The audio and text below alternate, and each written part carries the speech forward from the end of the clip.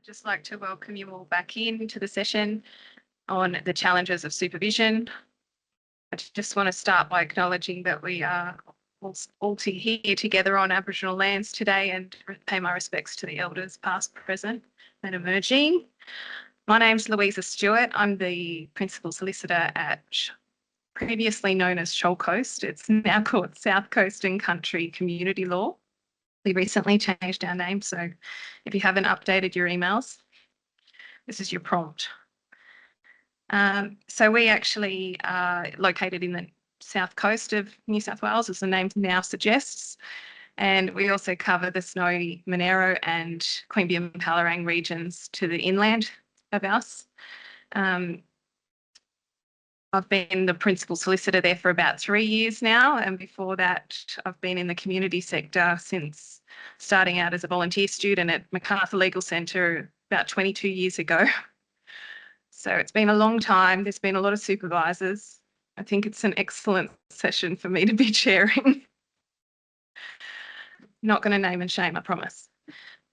So working within the Australian legal system has a genuine impact on those who dedicate their professional lives to the rights and well-being of others, particularly when we're working with people who are impacted by trauma and complex trauma.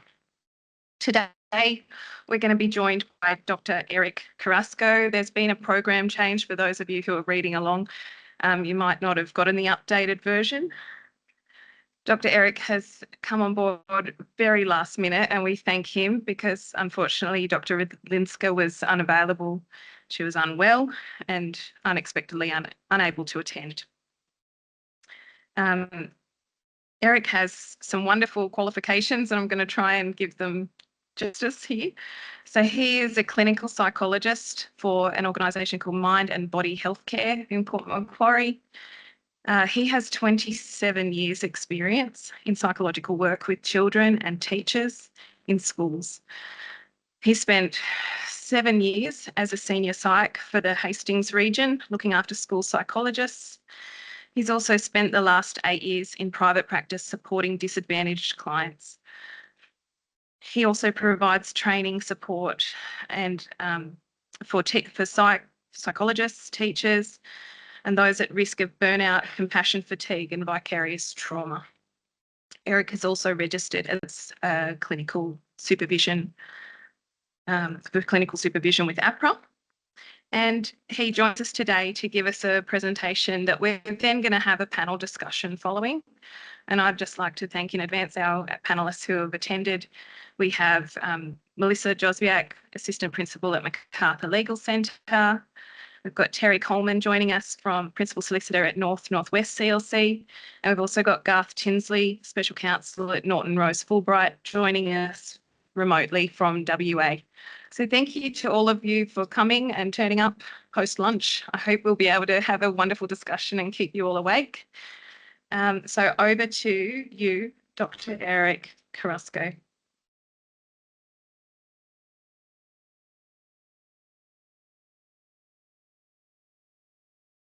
Afternoon, thank you for having me. It is after lunch, so hopefully you guys don't fall asleep on me because all the blood's rushing into your stomach. Yes, I have been asked because Hayley's a very close friend of mine and I couldn't say no short notice to do this presentation. But it is an important one and I'm glad that you guys are actually meeting up, especially in regional and remote areas, around the need of watching out for burnout and vicarious trauma, compassion fatigue, especially because it's usually our psychologists that are sending you these complex clients to deal with over legal matters, and then you get caught up in their emotional trauma when you're just there to help process whatever legal matter they're trying to address. But becomes hard to separate the two when you're trying to be attentive and supportive whilst trying to do your job within the boundary. So I really applaud this opportunity to share with you and to have a dialogue around how to navigate that, particularly in regional and remote areas where services and access to supervision and support becomes quite challenging And probably with modern technology, a lot of it is now done online, which also impacts that sort of that lack of personalness and nature of care that one would normally provide face to face. Yeah, let me get started on this. Just quickly, some definitions just to clarify where we're going here. Burnout and compassion fatigue.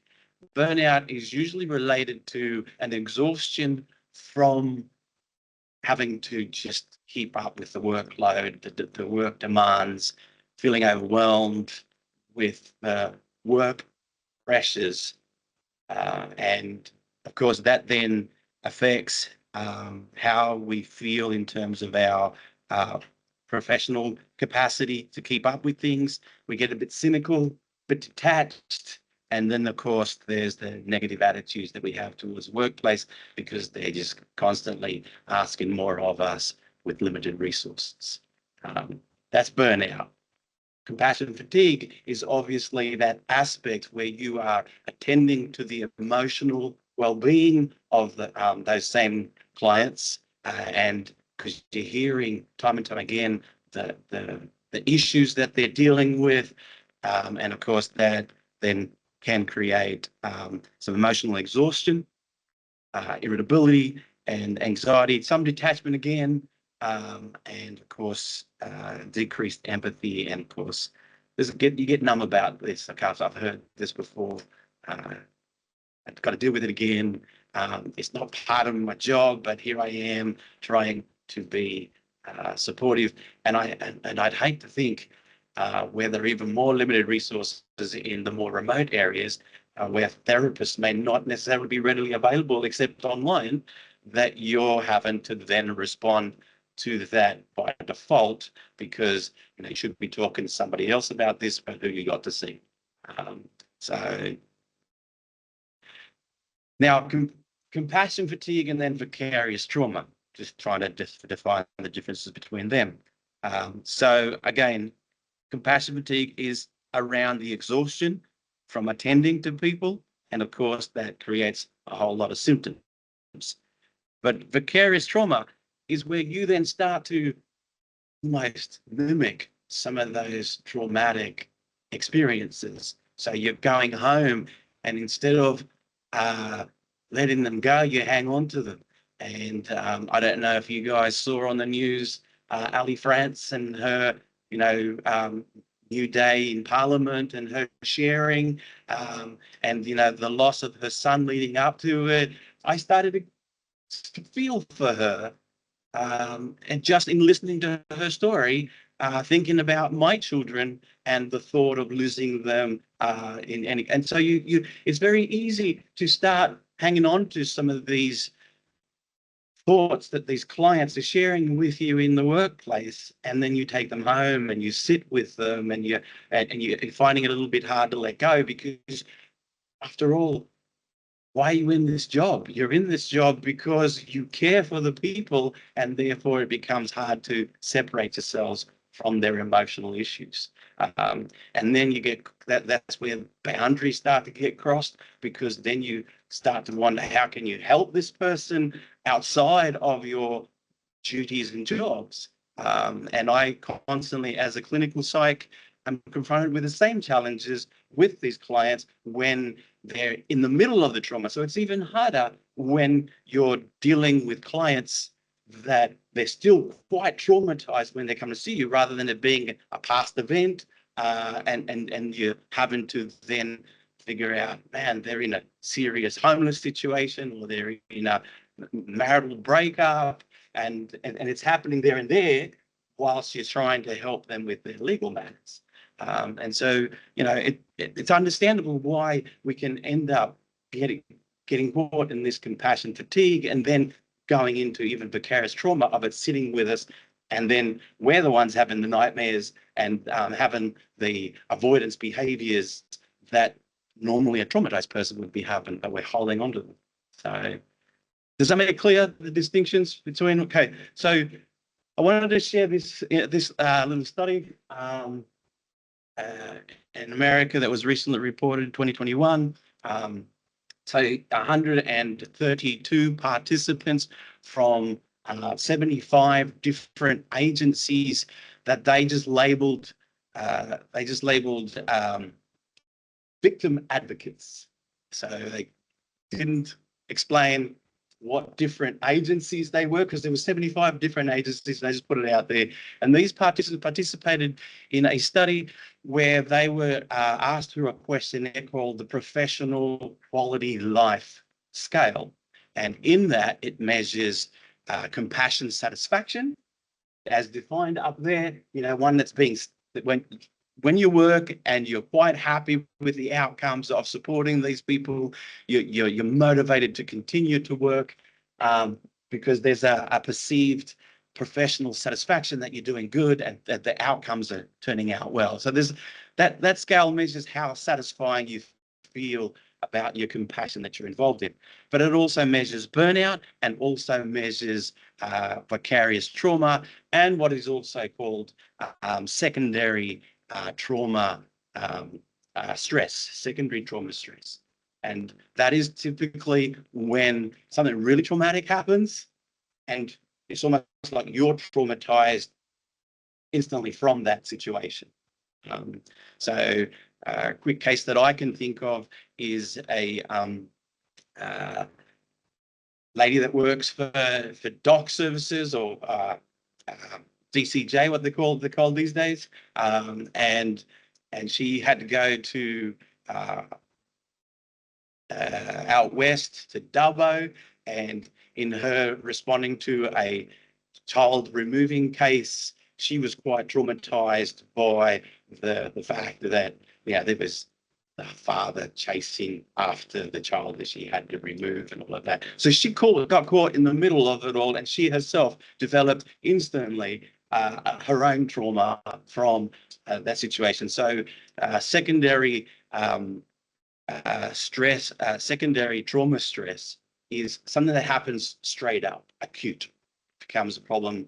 Whereas vicarious trauma is something that happens over long periods of time, attending to people's problems time and time again. Okay, make that distinction there on this study. Now, the interesting thing about this study of 132 people was that an analysis, a regression analysis that was done on comparing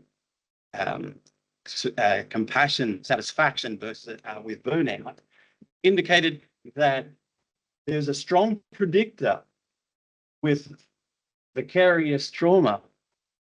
So burnout accounted for 45.8% of the 45% of the word escapes me. So the point of it is that with there being 45% vicarious trauma being accounted for as caused by burnout, and then with secondary trauma stress, 47% of was accounted for as a cause of burnout. They predicted that burnout can predict vicarious trauma and secondary trauma stress. But the interesting thing is that it only accounted for 0.6% for vicarious trauma and 3.9% for secondary trauma stress when you factored in compassion satisfaction. So bottom line is that compassion satisfaction in the workplace can actually prevent burnout.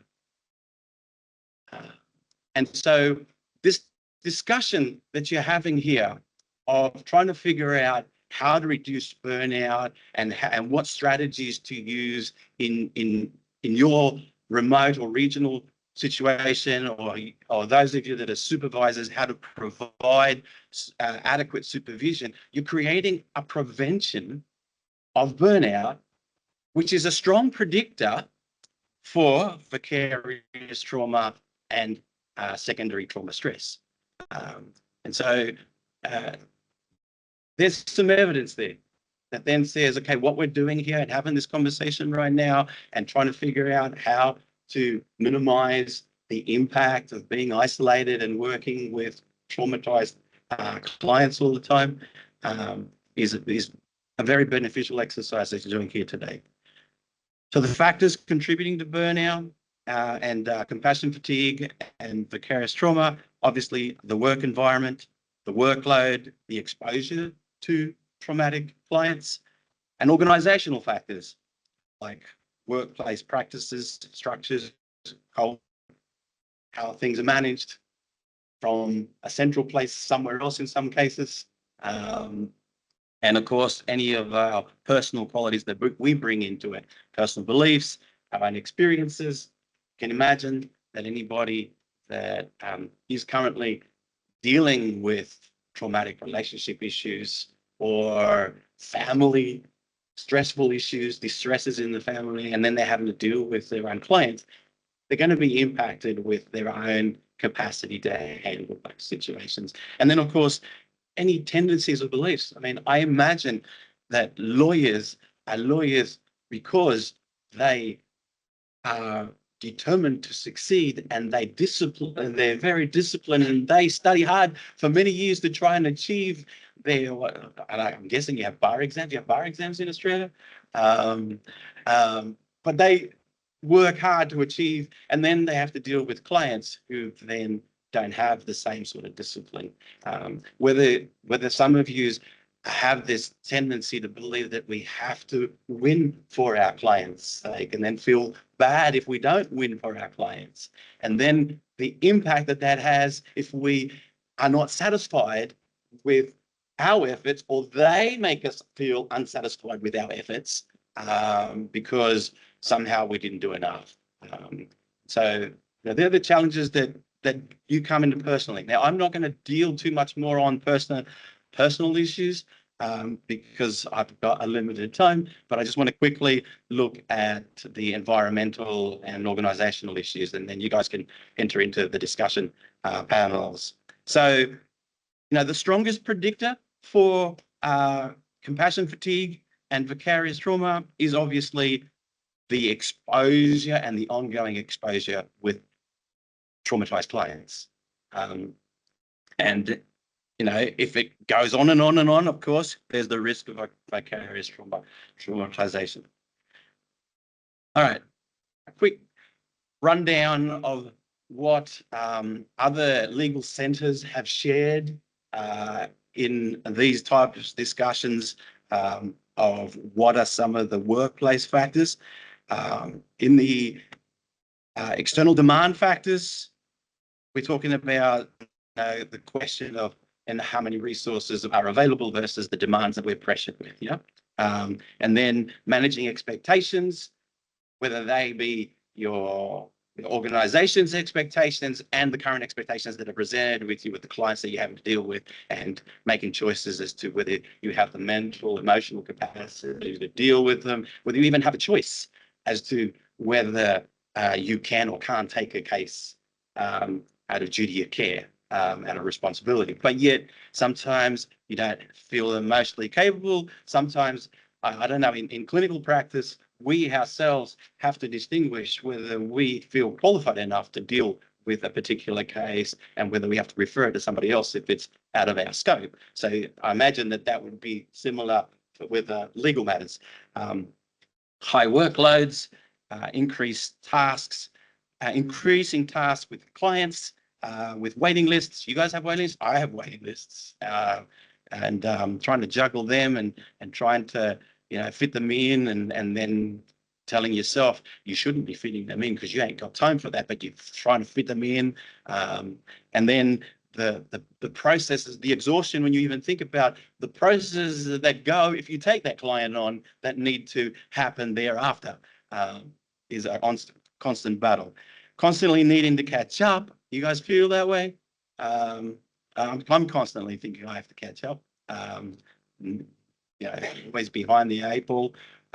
There is an occasional moment where you feel relieved. Oh, I've actually can breathe, rather than tell yourself to breathe, I can actually breathe. And of course, the question of how confident one feels, the lack of experience sometimes, and that imposter syndrome feeling that sometimes we will get when we're juggling new experiences. Yeah. Client factors, rude, demanding. Ever experienced that? Racist, sexist comments because they're trying to get you to deal with their issues or they're frustrated. Clients who say that you're not helping or trying hard enough. Unrealistic clients, that put unrealistic expectations as to what you actually can do, and lack of personal responsibility. Like I said earlier, those of us that are highly educated, highly disciplined, have a certain level of expectation as to how you should be responsible. But what about those that struggle with taking ownership and responsibility for what they have to deal with? And of course, what about those that struggle with even getting activated, getting going? Yeah. And some of the other emotional factors, clients who share more than you really needed to hear or wanted to hear. And even then you having to carry the load of the things that you heard that you didn't need to hear, and then trying to figure out how to respond to those needs. And I imagine in regional and remote areas, particularly remote areas, that responding to needs is even more challenging because what is there available if you don't respond? And then being bearers of bad news when they're already disheartened or disappointed and the outcome wasn't great, for your advocacy. And then dealing with clients that are escalated, and clients who try to obviously, that happens to me, so I imagine it happens to you. They try to cross those professional boundaries, asking you to do more than you should, even within your legal boundaries or professional boundaries. And then constantly trying to figure out how do I navigate that in a polite, respectful manner without, being dismissive. All right, and clients who, seek support beyond your scope. That kind of repeats itself. So trauma factors, trauma dumping to defend their cause, and make you feel really bad now because you feel they want you to be sympathetic to the situation and they're just giving you everything. And I'm just saying this because I have clients that I've sent to you guys that I imagine that if they're dumping the way they are to me, how would they be to you guys when I sent them to you to help deal with their marital and their, sorting out their family assets issues, yeah? And so I imagine that that's what they'd be doing with you guys. And the scope and regularity, so I imagine that you guys can get frustrated with the constant media coverage that is showing that despite every bit of money that's being put into domestic violence and early responding and everything, yet we're still having cases of women and children that are being abused and killed. Communicating, the challenge of communicating effectively. How do you word things when you're dealing with traumatized people? And then building the trust when the judicial system fails them. If clients are still traumatized, how do you deal with that when they're currently traumatized and then you're just adding to their trauma? And then when you guys start mirroring that same trauma yourselves. All right. Organizational factors, organization values, clarity of expectations, the orientation of the role of your duties, workload, feasibility as to how much you can really do, and the professional support. I'm going to go into details. I think they explain itself because I'm probably already gone beyond my time. I didn't even see what time I started or anything, so you've got to prompt me. Just quickly, these are some of the statements that legal centres have said. What do we like and want more of in terms of team environments, supportive colleagues, team connectedness, positive supporting workplaces, staff that are very caring and supportive, ongoing supports for engagement and workplace activities that build a teamwork environment, and team building workplace relationships with leadership and the other staff that work in these centres. Attention to details of the individual, so flexible conditions, workplace that is committed to personal development of its staff, being able to work to my areas of strength, flexible terms of start and finish, and encourage regular taking of, I'm guessing that's time in lieu of, and be interested to know what that looks like, but trauma-free zones of time, so where we're not dealing with trauma at all. And some of the personal values that were highlighted were assisting, and again, these personal values, I think, line up very strongly with the idea of compassion, satisfaction in your job. So assisting the more vulnerable people in achieving positive legal outcomes, achieving positive results for clients in a supportive working environment. I think that one summarizes it all. If you're going to have a mission statement on all of this, it would be that one: achieving positive results for clients in a supportive work environment. Helping the most vulnerable people in our community, satisfaction of helping clients who need it, and contributing positively to our community. So they're all very good values that I imagine is what keeps you guys in. Advice you wish you had been given. These again come from comments from different legal centres. You can only do what you can in the time available, and sometimes need to take time to breathe. Whilst you're working as fast as you can all the time.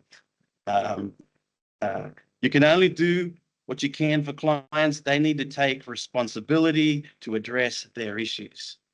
Don't feel guilty when you have done all that you can for them. And I think even if I received advice, I could not have heeded it. This is an interesting one for me. Well, no, it's interesting for that person, but it has been through doing that I have learned to put good boundaries. Now, in my experience, there are guidelines that we have that make sure that we're reminded of our professional boundaries. I would assume that your legal body has those guidelines too, and it doesn't hurt to, especially with clinical supervision, to revisit those guidelines to remind people, because sometimes we spend too much time responding to the client's needs that we often aren't aware that we are crossing boundaries. So being reminded of those guidelines certainly helps. Respect your own time and capacity in what you take on with clients. Do not take things personally and understand that your life is not theirs. It's a pretty good one. And I get caught up myself, being so immersed in clients' problems that my life is taken up by theirs.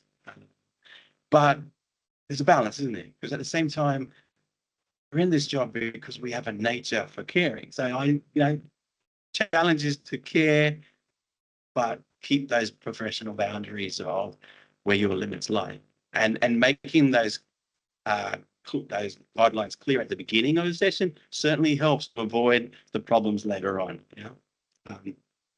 I think, and the last one, I think it can be difficult in this sector where we are helping very vulnerable clients to set healthy boundaries, push ourselves on too much.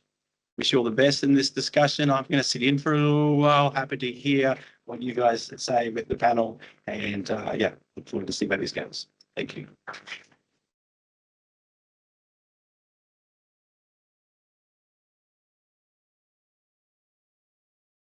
Thank you so much, Eric, for speaking and for preparing on such short notice. I'd love to invite our panel speakers, Melissa and Terry, to join us at the chairs. We've got a mic for you guys, and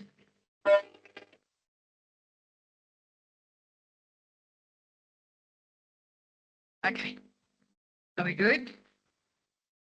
All right, and do we have a microphone for audience too? We've only got the two. Okay, I might use this one in between when we have audience participation. All right. And Garth should be joining us online now. Oh, there you are. Hi, Garth. Thank you for joining us. So we've got a couple of questions for the panel, but firstly, I'd love for them to each introduce themselves and their role. And while you're doing that, if you could also tell us a few of the common themes that your service is seeing, supervision of your team. So any recurring issues, concerns, problems faced. In the context of what we've just heard, it's all the same, like same, but different across the sector. And I think that's something that we all have in common. But there's also unique ways of addressing how we respond to it. So I think that's where we want to be looking at that today. Are those problems that your staff are facing, are they exacerbated by remote travel to locations away from the office or other factors? So I might start with you, Melissa. Is that all right? Good afternoon, everyone. My name's Melissa. I'm the Assistant Principal Solicitor at Macarthur Legal Centre.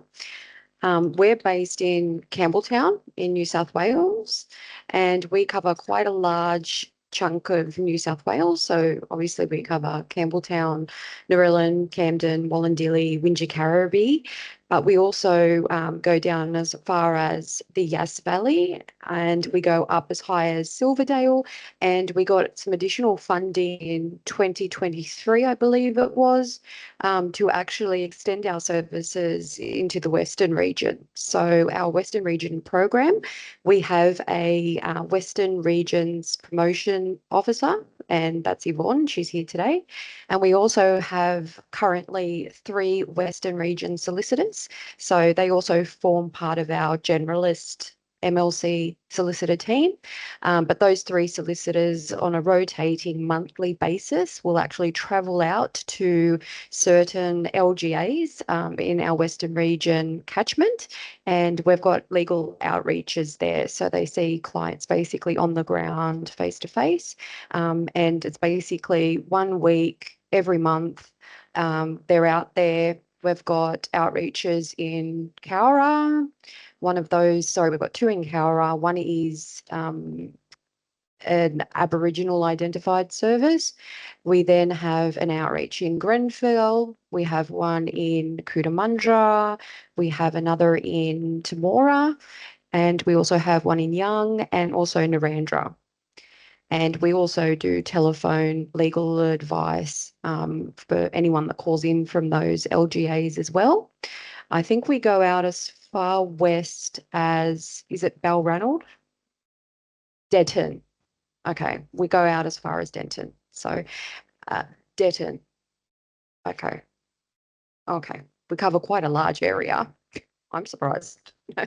And we also offer community legal education sessions to any of the services within those catchments as well. And yeah, we've established some really good relationships. So very relevant to today's conversation about supervision, because we've got a group of our solicitors that travel out that way, and they're quite isolated. It's usually just one solicitor that travels out, unless we've organised a wills clinic. In that instance, a few solicitors will actually go out, spend a week out there, see a whole ton of clients as soon as we set foot on the ground, and spend a day drafting, the following day drafting some wills, and then the day after that seeing clients one after the other, executing them, making certified copies, and then flying out the next day. So we do quite a lot of different types of work in the Western regions. Thanks, Mel. I might hand to Terry and then I'll come to you, Garth, if that's all right. Thanks, Louisa. So my name's Terry Coleman. I'm the principal solicitor at the North and Northwest Community Legal Service based in Armidale. We're Gumbaynggirr and Etowah land. And myself personally have been involved with the service for 18 years. I've been principal for 10. So obviously we all share a great passion for the work that we do, and it's something that I particularly love.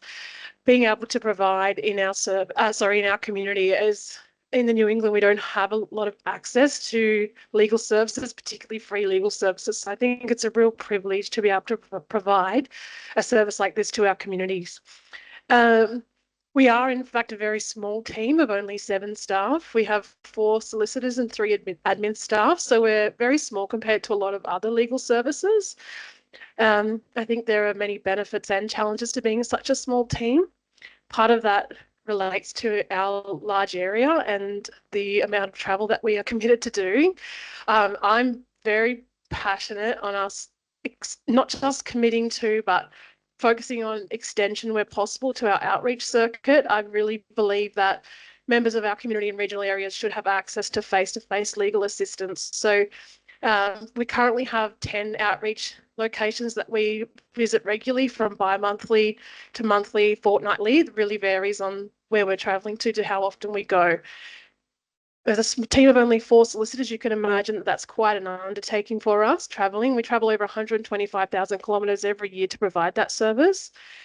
Only 2 of those provide overnight stays. So that's really part of our trying to manage burnout, having people return to their families and their lives, is to have them come back rather than stay out. So that's in some ways extends the time that we're traveling, but it's something that we've decided to do to try and overcome those issues. So I think just the general challenges related to outreach are an ongoing common theme or recurring issue for us, including the different way that we see clients when we're in regional communities. We're seeing them at different venues. We try to increase our accessibility by having more than one location, but we also try to see as many people as possible. So what that looks like in reality is 30-minute appointments, which are very difficult to manage.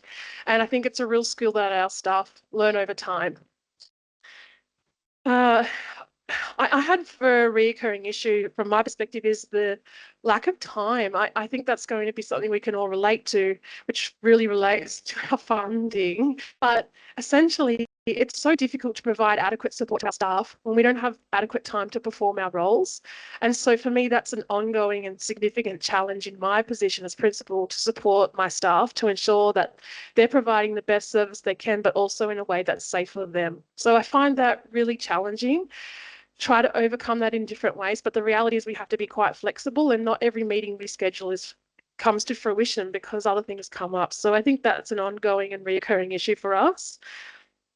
And the other really big one that I'd like to mention is just simply workload. Our demand, which I'm sure everyone is experiencing the same, is ever increasing. Calls to our free call number have more than doubled just this last month from this time last year. It's just an ongoing increase of demand, and unfortunately impacts not just our legal staff but our administrative staff as well, and that's very difficult to manage in terms of how that impacts our staff and burnout.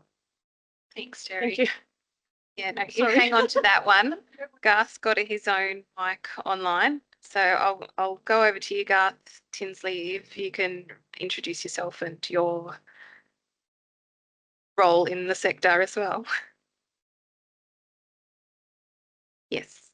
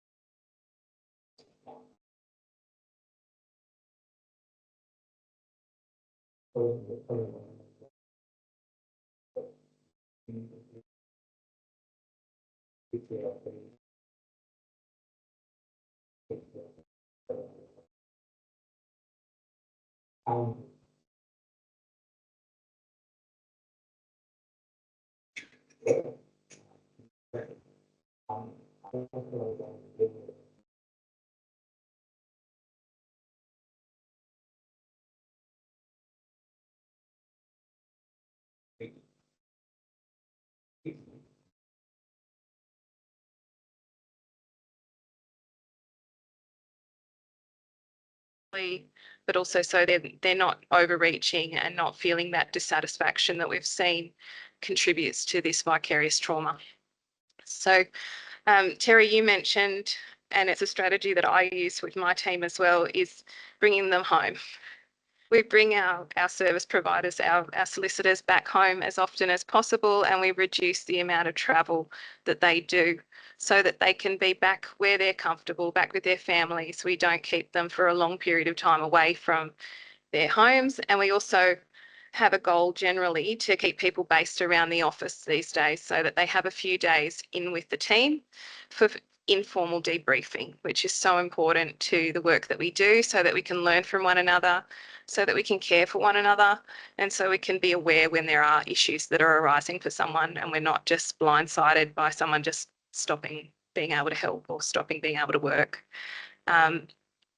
Terry, do you want to have a chat about any of the other things that you do in relation to that with keeping things within the circle of control? It's obviously an overwhelming demand for your region, but there would be other things that you're able to do. Do you limit times on advice lines? Do you have other ways that you reduce the impact on your staff?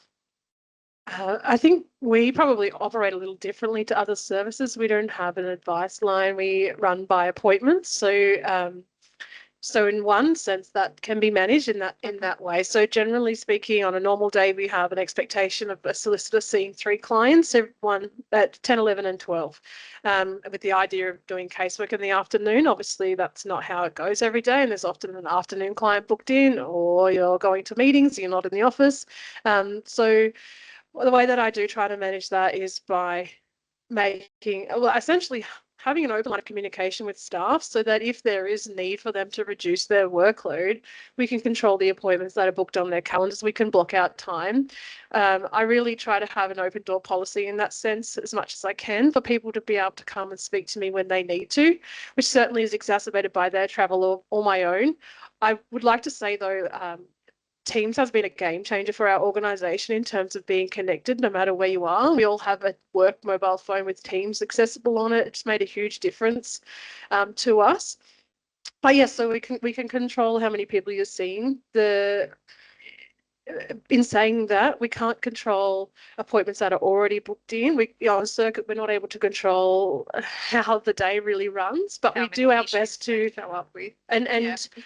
If they show up and how many people like there's so many variables, I guess, but along that vein, we try to reduce the risk as much as possible and prepare as much as we can, but some things are out of our control in that space. And so I guess in that way, we try to focus on then how can we respond, how can we react, how can we support each other. So there's a lot of things that we can't control, but what we can control is ourselves in that situation. And as a team, we try to support each other in that. Sorry, that doesn't really No, that's right. Mel, what about you? Any practical tools you use to empower your team members? Yeah, so we work a little bit differently because we cover such a large area. Our Western region outreach is basically the best way that we've thought to attend those outreaches is for the solicitors to be out of the office for basically the entire week. All of the outreaches are done, whether they're monthly or bi-monthly. It's done, it's out of the way, then the solicitors don't need to worry about it for the rest of that month. We do have them on a rotating roster. So generally it's not the same solicitor that's doing, 2 or 3 months back to back. There's 3 solicitors at the moment. We did have 4, but 3 at the moment. So yeah, they've got a good break in between as well. I think it's really important for workplaces to be flexible as well. I think that's really important with remote workers. So, for example, we've got a couple of solicitors that don't live that close to our office in Campbelltown. So when they leave on a Monday morning to travel out to Cowra for the first outreach, it was taking them a lot longer. Even if they left earlier, it was taking them a lot longer with traffic and roadworks and whatnot to actually reach the destination in Cowra.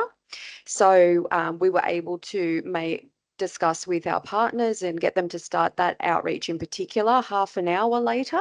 And then we stayed just half an hour longer to make up the difference, to allow those solicitors the extra time to travel there. So I think being flexible is extremely important. Clear expectations as well. A lot of the times things don't run smoothly at all. And I think the solicitors just have to play it by ear. They have to be flexible themselves, and they have to just, I suppose, manage the situation as it presents itself. I agree completely with what has been said about communication. I think that's really important as well. So just back to the first question, because I completely forgot to mention it, the issues that we've seen has also been the phone and the internet reception. And obviously that's exacerbated by being out regionally, not having the best reception. So we were able to, provide a dongle that they can use. That's with Telstra, and let's be honest, that probably has the best coverage. Before then, the solicitors were hotspotting with their phones, and most of the solicitors were with Vodafone, and Vodafone doesn't have as good coverage out that way.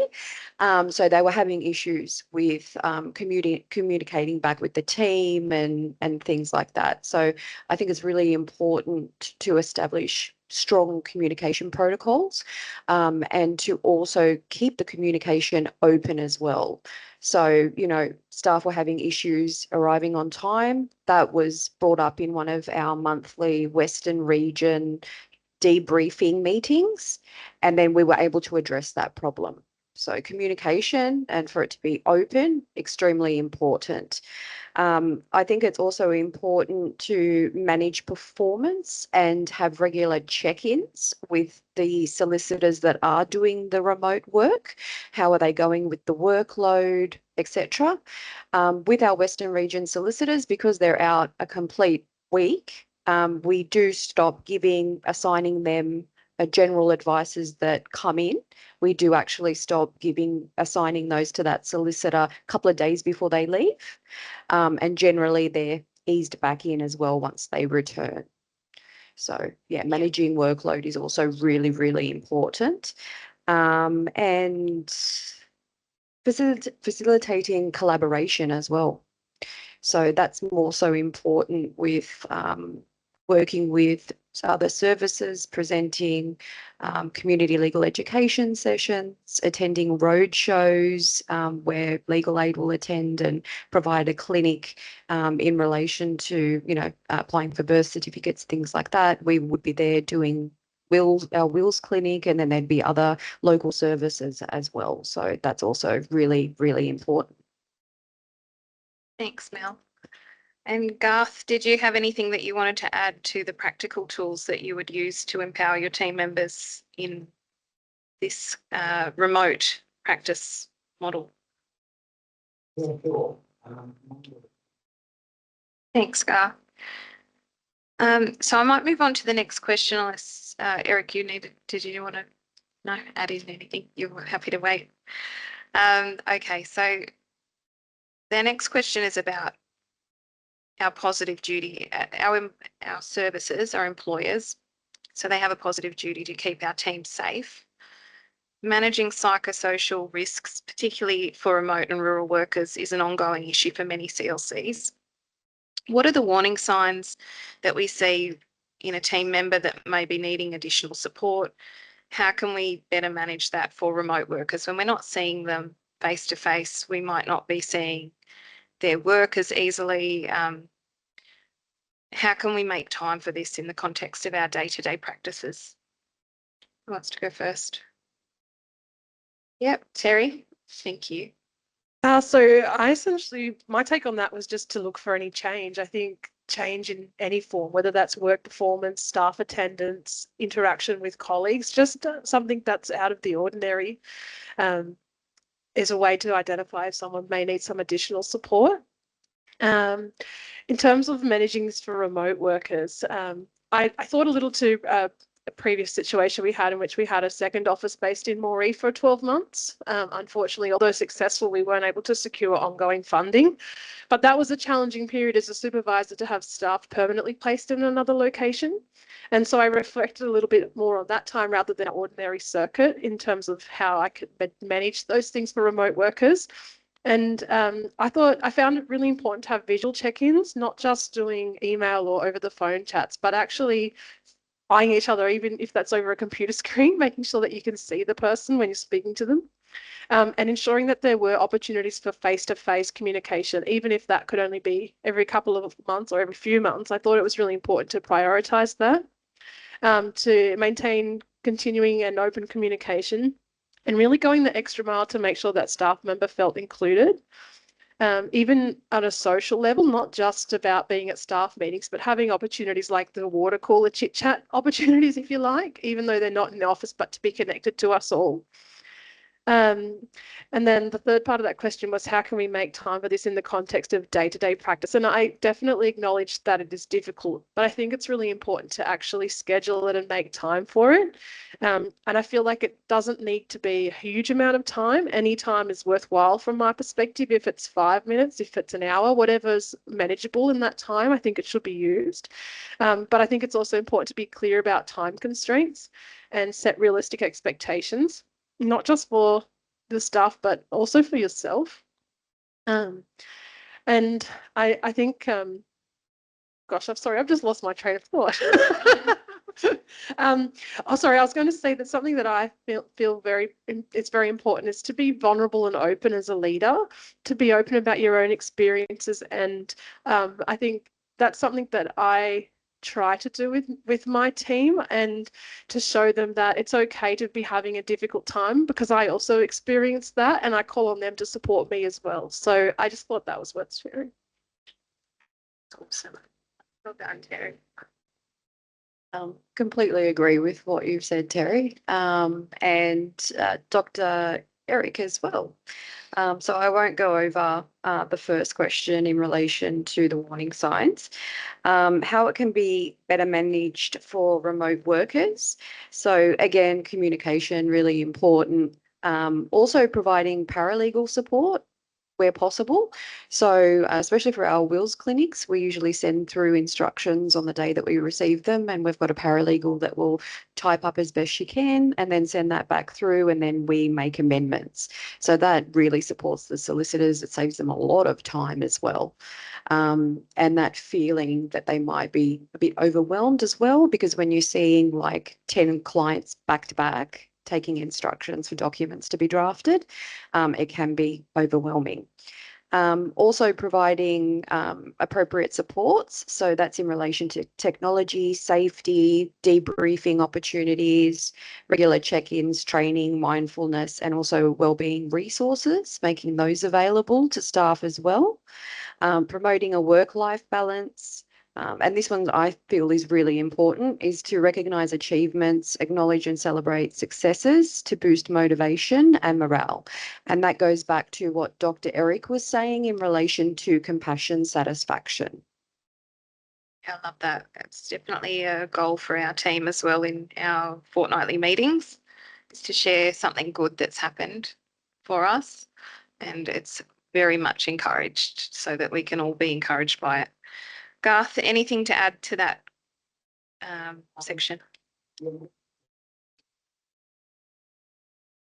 I would second the his suggestion to rely on our pro bono partners where you can.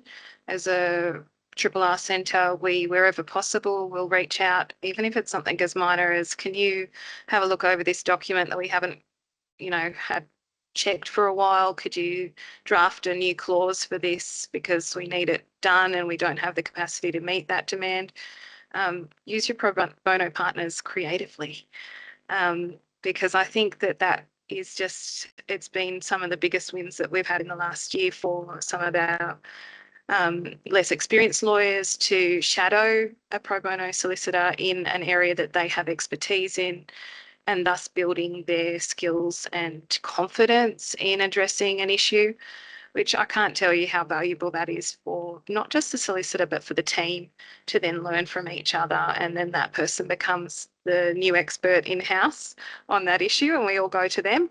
And it just creates this beautiful way of sharing the knowledge, and it's really easy and practical, and it doesn't have to be just referring cases off and not dealing with it. It can empower your staff as well. Thanks. Okay, so we have a choice here. We've got one more question, or we can go to the audience for questions, and then we're going to run out of time. So who in the audience, I'm going to do a quick poll, who in the audience has a burning question they want to ask over the mic to a particular presenter? Or are you just enjoying sitting back and hearing the stories from rural and regional and remote areas? Excellent. All right. Let's keep, okay. Oh, hang on. We've got to get you a microphone. Oh, okay. Does it? Well, do you want to hand your mic so that you can ask your question? And if we've got time, we can go back to the final question. How many outreaches does the centre do on like a yearly basis? So how many places does North go to on an outreach basis? Oh, hang on. 10. Oh, That was really loud. 10. okay. It needs to come back to Terry once you've asked your question. Sorry about that lack of So Pauline is microphones. one of the solicitors at our service, and we have 10 outreaches. So we have 10 outreaches, including the court liaison program in Armidale. Does that answer your question, Pauline? Yeah. Yeah. Were we going to do this question? Physical thing. Yeah, unless you had a question. No, I just. Yeah, go for it. It's Time. Sorry. So the next question was in relation to physical safety in remote areas. And I just wanted to mention the thing that we only implemented significantly recently, probably last sort of year or two.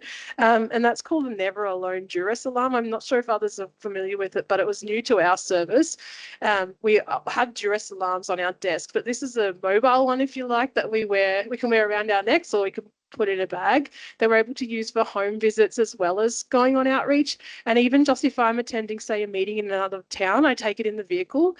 And the beauty of it is that it has a GPS locator. So if I can't get in touch with one of our staff there on circuit, I can use that as a way to find out where they are to be able to get help to them. Also, if you are in a position where you needed help straight away and you activate the alarm, someone actually speaks to you through it. So you have contact with security straight away. And that's not something that we had as a service until recently. And it's really improved the safety for our staff. We do a lot of home visits, nursing home and hospital visits, which aren't as risky as home visits, but we also have regular outreach at 10 a month. So it's been very, very good in improving the physical safety. I just wanted to mention that particularly. Yeah. I do have other things, but Yeah, no, that's great.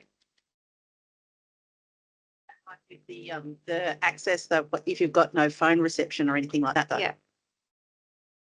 it actually works everywhere using the GPS coordinates. I think it's with satellite. Yeah. So it works regardless of the phone. Yeah. Yeah. And we've found the only thing is you have to keep it charged. So you do have to make sure the battery is charged, but it warns you if it isn't charged, and then it actually rings either myself or our coordinator Steffi to say it needs to be plugged in, which is great at early hours of the morning. But we haven't had to use it in a sort of emergency situation, but I find it really good, particularly if one of our staff has been kept late on outreach and they're travelling in the evening. Kangaroos are a risk for us. We have a vehicle with bull bar, etc., but it's still a risk. And so if I don't know if they've come back because they're due to arrive at 6:30, it's just, I guess, a bit of peace of mind that if they don't come home, we're able to locate them in a timely and efficient manner. Yeah. Yeah. We have similarly just implemented one called Work Safe Guardian, which is through our mobile phones, but also works off GPS. So you can set a timer alert so that the staff member can set that before they go into a meeting.